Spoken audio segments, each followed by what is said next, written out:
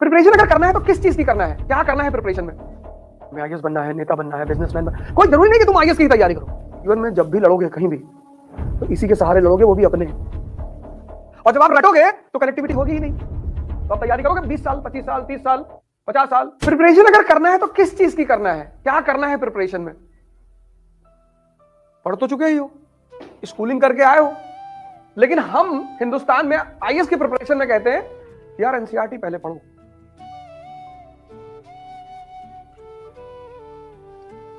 क्यों कहते हैं? उसकी वजह यह है कि हिंदुस्तान में ह्यूमैनिटीज रेयरिटी ऑफ रेयर लोग स्कूल में लेते हैं, क्योंकि यहां ज्यादातर लोगों को नौकरी करनी है तुरंत। तो स्कूल लेवल में जो सबसे प्रचलित स्ट्रीम है वह है पीसीएम, वह है पीसीबी, या तो फिजिक्स केमिस्ट्री मैथ या फिजिक्स केमिस्ट्री बायोलॉजी। और जो मेट्रो है दिल्ली मुंबई, वहां पे है कॉमर्स।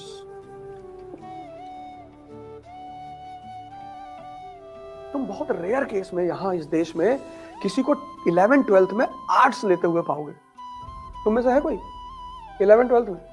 हाँ, तो तुम फिर अजूबे हो कंट्री में। इज्जत ही नहीं है यार, इज्जत ही नहीं इस कंट्री में।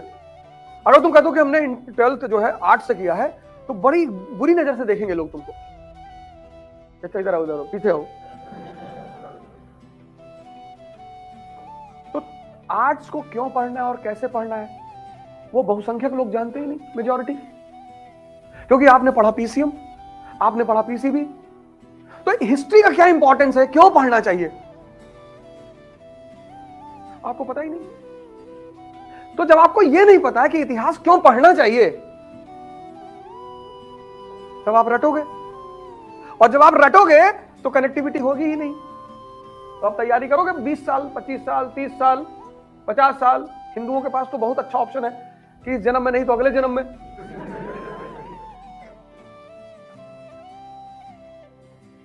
मुसलमानों के साथ दिक्कत है कि इसी जन्म में लेना है।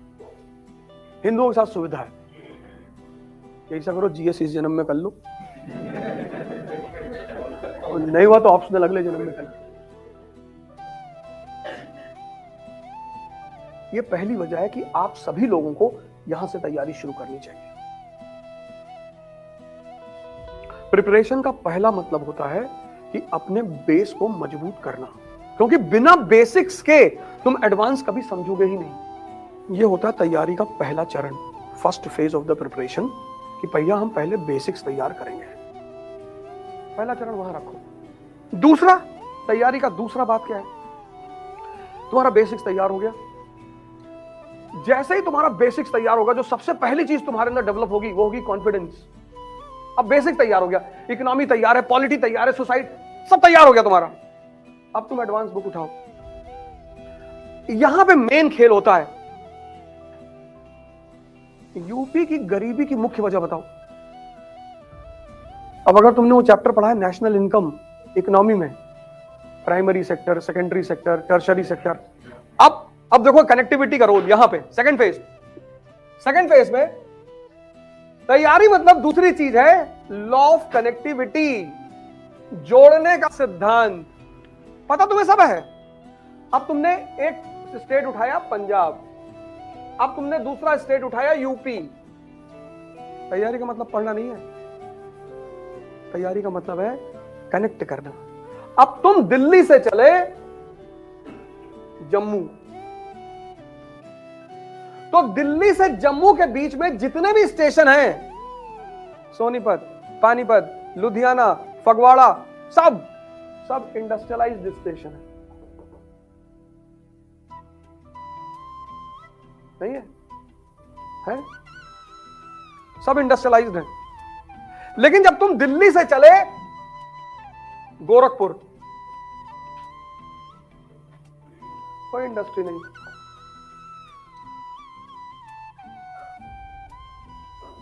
कानपुर में थी, हो नहीं गई, बंद करवा दिए। जो हिंदुस्तान का लेफ्ट है ना, लेफ्ट कम्युनिस्ट, इन्होंने 10-10 महीना स्ट्राइक करवाई। अब देखो, अब इस एक डायग्राम से अब जैसे तुमने अभी कहा कि एग्रीकल्चर जो है, अब एग्रीकल्चर दोनों जगह होती है, यहां भी होती है, यहां भी होती है। एग्रीकल्चर कितने महीने जॉब देगी? मैक्सिमम 4 महीने देगी, 4 महीना। तो पंजाब का जो आदमी है ये 4 महीना काम करेगा एग्रीकल्चर में, फिर 8 महीना काम करेगा इंडस्ट्री में, और जो बच गए वो कनाडा चला गया।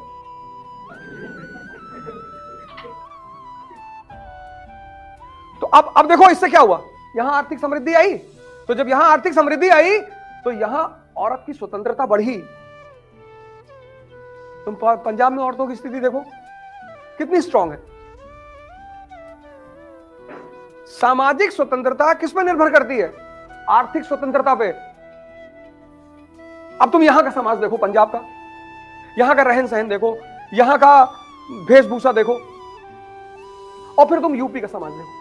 अब यहां का आदमी 4 महीने कृषि में काम कर लेगा, 8 महीने महाराष्ट्र चला जाएगा, गुजरात चला जाएगा, पंजाब चला जाएगा।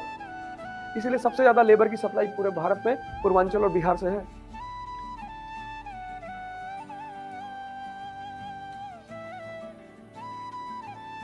तैयारी का दूसरा मतलब है लॉ ऑफ कनेक्टिविटी। पहला मतलब क्या है? उसके बिना तो कुछ होगा ही नहीं। दूसरा मतलब क्या है? ये पहला 2 काम शुरू करो। पहला बेस तैयार करो और दूसरा कनेक्टिविटी जोड़ो।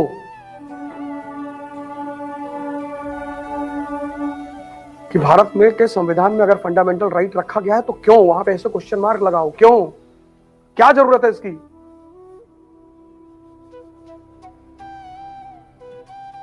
उसके उत्तर खोजो, तब ये जिंदा होगा।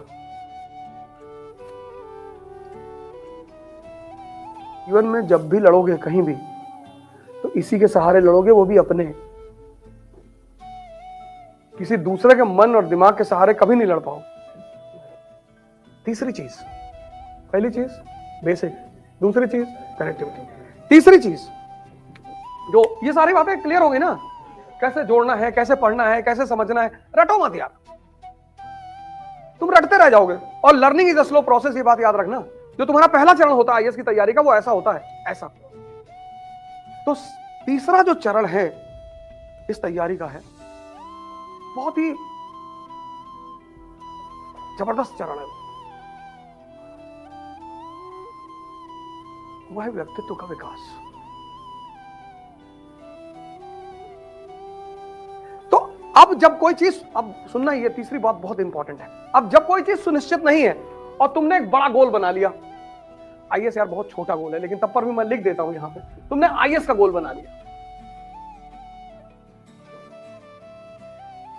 और तुम्हारे पापा क्लर्क हैं बिजली विभाग में, पावर डिपार्टमेंट में तुम्हारे पापा क्लर्क हैं, और तुम रहते हो बिजली विभाग की जो कॉलोनी है वहां रहते हो। अब तुम्हारी चुनौती यह है कि ये सारे लोग, सारे क्लर्क यहां रह रहे हैं, और समाज में अवस्था से सोच जुड़ी होती है। जैसे तुम रिक्शा वाले से कहो कि तुम्हारे बेटे को आईएएस बनाएंगे, अरे कहेगा भैया काय बर्बाद कर रहे हैं हमारे लड़के को, मानेगा ही नहीं, वो मानेगा ही नहीं, क्योंकि उसके दिमाग में ये बात बैठा दी गई है कि अरे बेटा आईएएस तो थोड़ी बनते हैं। अब तुम्हारे इस हाइडल कॉलोनी में 800 परिवार रहते हैं, और उस 800 परिवार में तुमने कह दिया कि मैं आईएएस बनूंगा। अब ये 799 परिवार का चूल्हा बंद हो गया।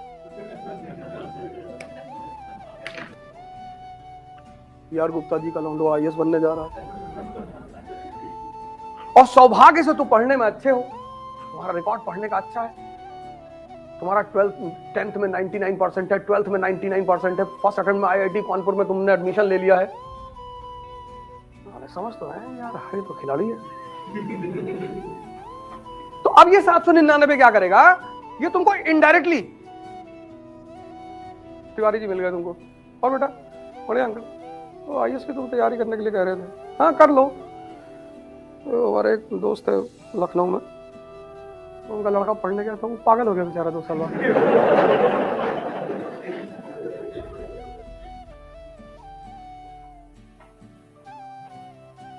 इसको कहते हैं इनडायरेक्ट वॉर।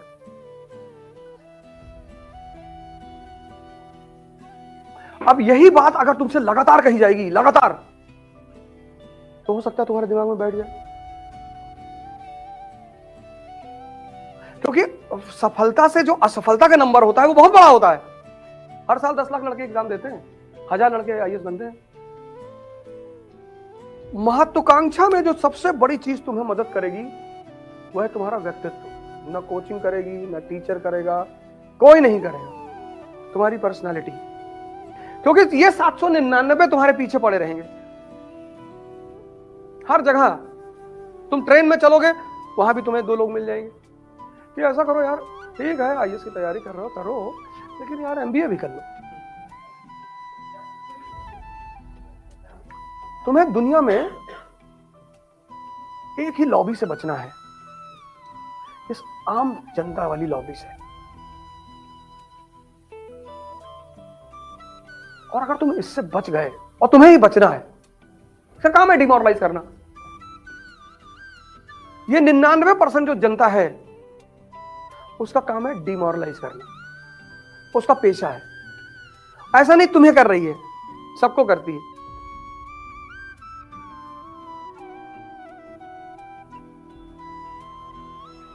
और अगर तुम्हें उसे हैंडल करना आता है, और उसको तुम किताब से हैंडल नहीं कर सकते, व्यक्तित्व से, पर्सनालिटी, नहीं बनेंगे वे आईएएस। बहुत लोग तुमसे कहेंगे कि नहीं बनोगे आईएएस, नहीं बनेंगे, अच्छा तो लूट पाट करेंगे, और पहले तुम्हारा घर लूटेंगे और तुमको मारेंगे। अरे यार बदतमीजी वाली बातें करते हो, बदतमीजी वाली। तुमको अगर जीवन में 1 लाख आदमी मिलेगा तो कोई एक आदमी मिलेगा जो तुम्हें मोटिवेट करेगा। इसलिए इस जीवन में सबसे बड़ी चीज है अपने आप को मोटिवेट रखना, खुद से, किसी की वीडियो सुनकर नहीं, किसी की क्लास अटेंड कर, खुद से। राजा मतलब वो व्यक्ति जो स्वतः मोटिवेटेड है। जो दूसरों से मोटिवेशन ले रहा है वो राजा नहीं बनेगा, बनेगा ही नहीं, सवाल ही नहीं उठता। क्योंकि सारी लड़ाई तुम्हें अपने व्यक्तित्व के बल पे लड़नी है।